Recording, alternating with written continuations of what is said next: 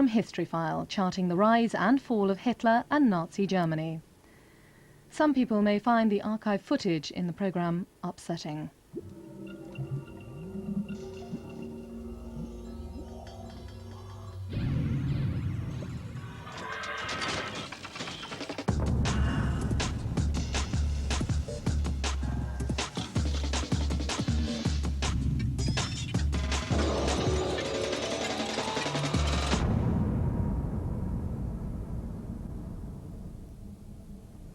Gehen wir, glaube ich, noch mal an das andere Fenster, noch einmal Deutschland.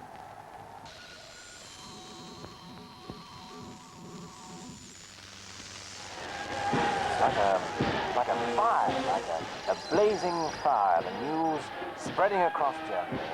Adolf Hitler, chancellor of the Reich. 1 million hearts burning up with joy. We can see banners glowing blood red. And in the center of each one, the symbol of our hope, crooked cross, the swastika. Look at that. January the 30th, 1933. Nazi brown shirts salute their Führer, their leader, Adolf Hitler. Come on! His rise seemed the answer to many people's dreams. We will have a new Germany. And we can see thousands of blazing torches now streaming up the Wilhelmstrasse, long columns of brown shirts, victors in a painful struggle. The brown shirts were the foot soldiers of the Nazi movement. Years later, one of them, Fritz Muhlbach, described his memories of that extraordinary night. We were, I don't know, like just laughing, you know.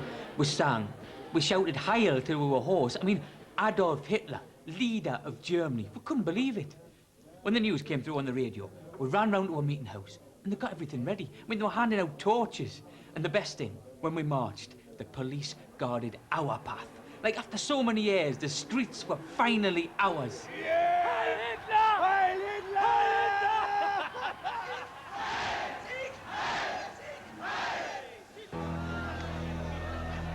But not every German joined the brown shirts in their celebration that night. For they knew that now in power, the Nazis would allow no opposition. And all those that stood against them, Hitler had promised to destroy.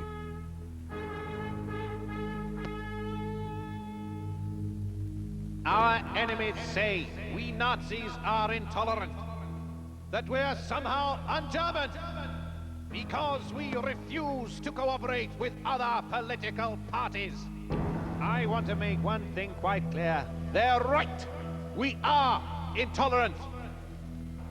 And I have set myself one task, namely, to drive those other parties out of Germany.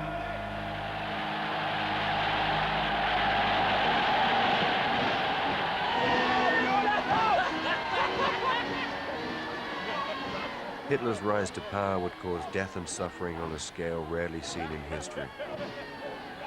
Yet on January the 30th, 1933, many millions of Germans welcomed Adolf Hitler as their savior.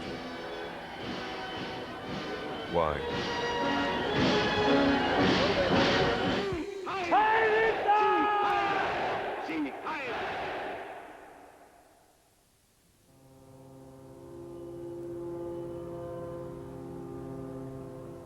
3 years earlier, 1930, Fritz Muhlbach returns to the northern dock town of Hamburg after a spell at sea and finds Germany in a terrible state.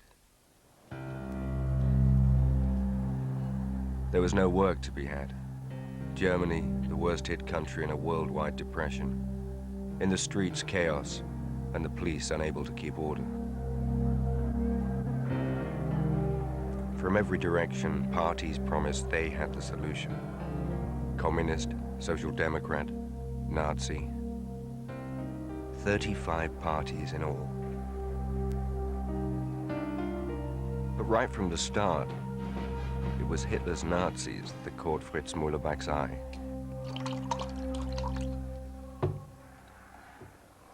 They were like smarter than the other parties. The communists, social democrats. I mean, the Nazis had uniforms, and their boots were like jackboots, always shining. It's impressive. And then, one night, I'm down the docks, and I sees this fight. Well, this fella getting beaten up. So, I goes in to help him, gets myself a torn ear. It turns out he's this brown shirt. He says, why don't you come along, you know, to a meeting? That was how I got started.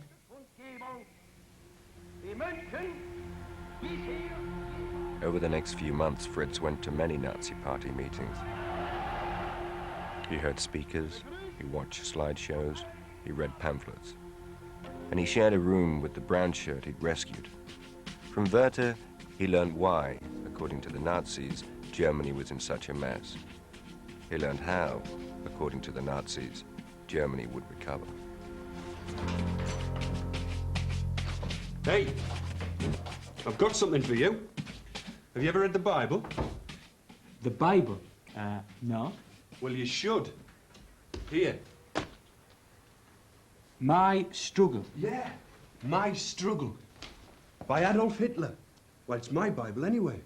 1924, Landsberg prison, he wrote that. They locked him up for speaking the truth. Can you believe that? And in prison, he writes this.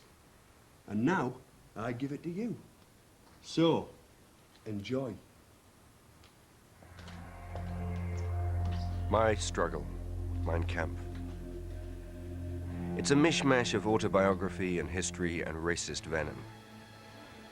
It covers everything from Hitler's blind hatred of the Jews to his love of boxing. But like no other source, it explains the roots of Nazism. And it dates the decline of Germany from 1918, the surrender that ended the First World War. The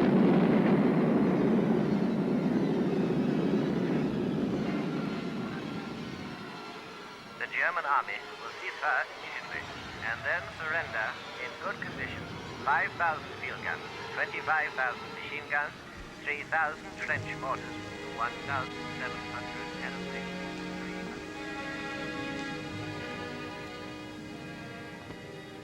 I'd never cried since the day I'd stood at my mother's grave, but now I couldn't help it.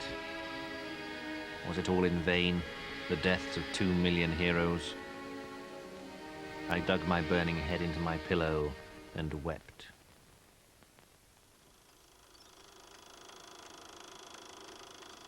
Back home in Germany, revolution. The Kaiser, Germany's all-powerful ruler, had fled. In his place, democracy, politicians chosen by popular vote. For many soldiers defeated at the front, Hitler amongst them, it seemed this revolution back home had cost Germany the war. I mean, do you think the army couldn't have won that war? They were stabbed in the back. Stabbed in the back, right. Betrayed by cowards, politicians, Jews back home. They didn't care for our honor. And all the shame our country suffered since. The criminals of November 1918. It's them as caused it all.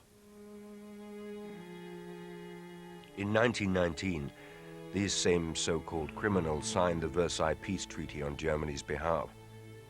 They accepted war guilt. They agreed to pay out vast sums for war damage, despite the desperate state of Germany's war-torn economy. When years of suffering followed, inflation, food shortages, hunger, many Germans were quick to point the finger of blame. The factory owners. Right. Fat cats. Bleeding the workers dry. We say no one earns more than 1,000 marks a month. No one. The Jews. Right. The old enemy. When they do something, they don't do it for Germany, do you see? They're not Germans. Who else? The parties. The parties. Politicians, right. What is this democracy? We never used to have democracy. We had strong leaders. The Kaiser, eh? We never voted for him. And was Germany ever so weak under the Kaiser? I spit on freedom. It's the patriotic thing to do. what was happening was like, I don't know, like fog, you know, clearing. And suddenly it all made sense. I mean, we'd never talked about politics when I was a kid. But Werther, well, he'd go on for hours. And it was all so right. You've got all these parties, and no one party's got enough votes to rule, yeah? So, they do deals. They're always selling out. Well, the Nazis, right from the start, they're saying that's not the German way.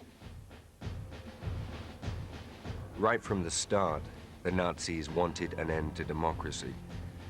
They wanted all power back in the hands of one man. And that one man, they felt, should be Adolf Hitler. He drifted from the army to politics. He'd gathered support in the beer halls of Munich. But his time was not yet right. When 4,000 Nazi brown shirts rose in rebellion in November 1923, their weapons arrived without firing pins. Hitler was imprisoned, wrote Mein Kampf, and the first chapter of Nazi history was over.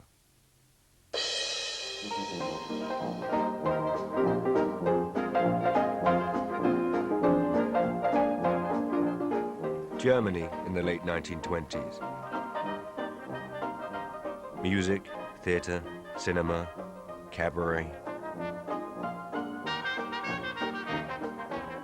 Enormous energy eaten up seeking serious pleasure. These were the years Fritz spent at sea. Not that the good times were for working class lads like him. Meanwhile, Hitler saw the nightclubs and found them shameful. He'd begun to see himself as some hero of old, his mission to slay the monster of democracy. Our public life today encourages this wallowing in pleasure. We must clean away this filth, this plague, and we must clean it away ruthlessly and without wavering. Hitler's problem was simply persuading Germans they needed some knight in shining armor. But then, on October the 24th, 1929, Wall Street crashed. The worldwide depression that followed hit Germany hardest of all.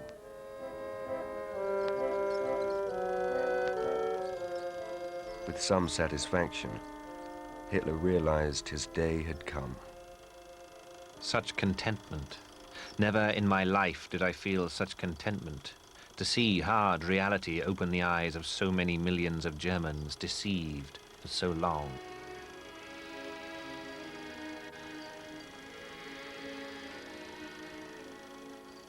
In 3 years, German production halved. Thousands of small businesses collapsed. Unemployment rose to 6.5 million. 17 million, a third of the population, was supported by the dole. I just got back from sea, laid off. It was terrible. You looked around at all that misery. Men just hanging around on street corners. Queues down the labour exchange, you thought, this is hopeless. I won't get a job. Those in work had had their wages cut. It was just depression everywhere. What is it?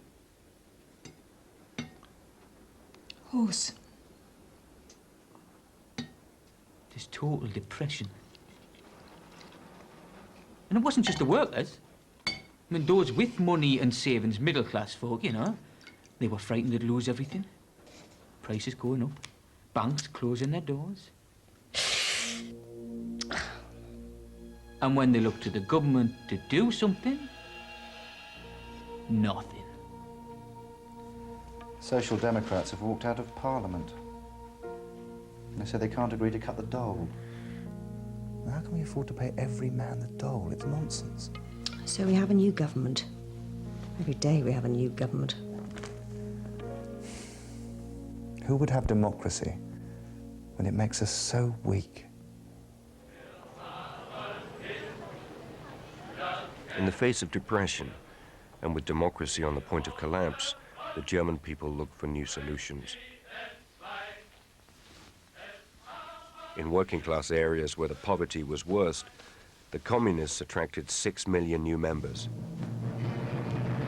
They called on workers to rise and take over factories, banks, and businesses.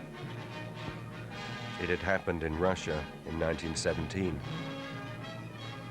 The Russian middle classes, factory owners, bankers, landowners, had been wiped out or forced to flee abroad. Not surprisingly, most middle-class Germans saw communism as the worst threat of all. We'll keep it under our pillow if the communists should come for us at night.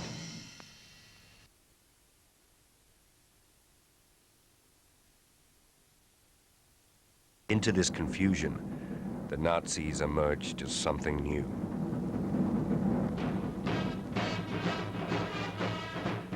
The years since prison had changed Adolf Hitler. No longer the shuffling figure of the early newsreels. Now he was uniformed, impressive. Policy had changed too. No longer to seize power, but to win votes legally. They'd play their part in the democratic process and then destroy it from the inside. By now, Fritz Müllerbach was himself a brown shirt like Werther. Their job was to hand out leaflets, spread the word, and, by whatever means available, fight the communists. I remember one communist rally. 100 of us brown shirts got in ordinary clothes. And for half an hour, we'd just sit there. And then someone slips a stick of cordite on the stove, bam! Smoke everywhere, windows shattered. So, we stand up, put on our caps, swastika armlets, and give the salute. The Reds start shouting, running about the place like a load of rats on heat, making for the doors. So, we smash the chairs, like we'd been taught. And armed with the chair legs, we'd go for them. Do as much damage as you can before the police arrive. It was all quite deliberate. The Nazis wanted chaos in the streets. Chaos showed the failure of democracy. It made their solution more attractive. You wear it in public? Got one for you too, if you want it. They've no respect for the law, you know. They're just bullies. Yes. Well, at least they're not gutless. And if they're not afraid to take on the communists, we shouldn't be ashamed to say thank you. In 1928, Hitler polled just 800,000 votes. In 1930, he polled 6.5 million. The Nazis, from nowhere, were now the second largest party in the country. The grateful middle classes had much to do with it. But that doesn't explain Fritz Müllerbach. Working class, unemployed. He had nothing to fear from the communists. So, why? These boys, they left school, no factory, no workshop gave them a job. And now the Nazis promise work and bread. And for this, they storm into working class areas. Because they are without work and without hope. Fritz lived on 8 marks, 40 pfennigs a week unemployment benefit. 5 marks on rent, 1 mark on sausages bought from a stall outside the labor exchange, 2 on bread and basics, 10 pfennigs on insurance, paid to the party in case he got injured fighting communists, and 30 pfennigs on tobacco. And 90% of his troop were unemployed like him. But to say they joined the Nazis out of desperation, no work, no hope, that's only half the story. Straight up, I can't tell you how wonderful it feels. How wonderful it's always felt to wear this uniform. Being like a soldier of the Nazi movement. with this vision, you know, a man, a leader, lifting us out of the gutter. And going to meetings, everyone's like, together, all thinking the same. It's the most wonderful thing I'd ever experienced. And all because of Adolf Hitler. All because of what he offered us. What he could do for us. I mean, we just listened like... Wir wollen nicht liegen und wollen nicht schwindeln.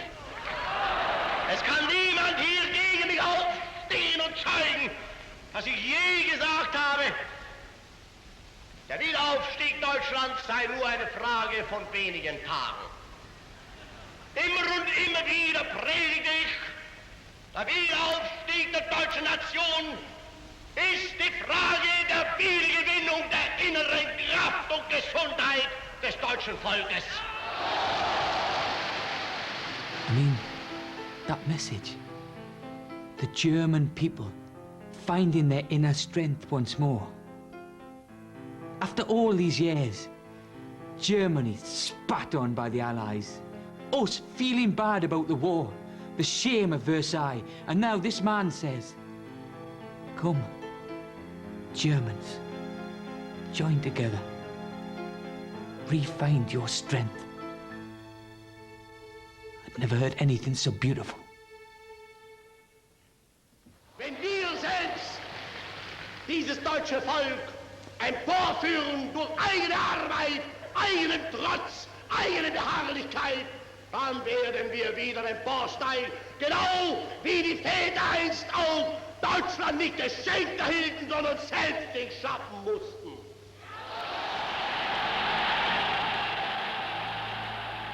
Without Hitler, the Nazis had nothing. Their vision was of national revival through obedience to a strong leader.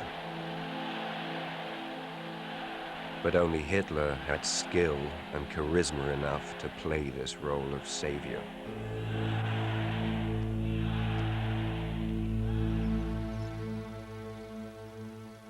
In July 32, Hitler took 13.5 million votes, a third of the total. In January 33, as leader of the largest party in Germany, he was made chancellor. Within a month, he'd had the Communist Party banned. Freedom of speech, freedom from arrest, he'd sweep away. The transformation of Germany into a Nazi one-party dictatorship would begin.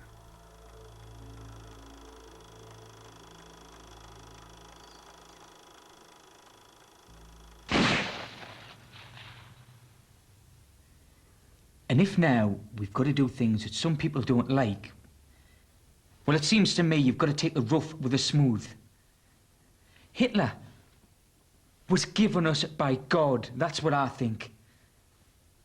And being part of him, following, no questions, that's the only way to get Germany out of the mess. No more nonsense, really do something. And that's what we're going to do.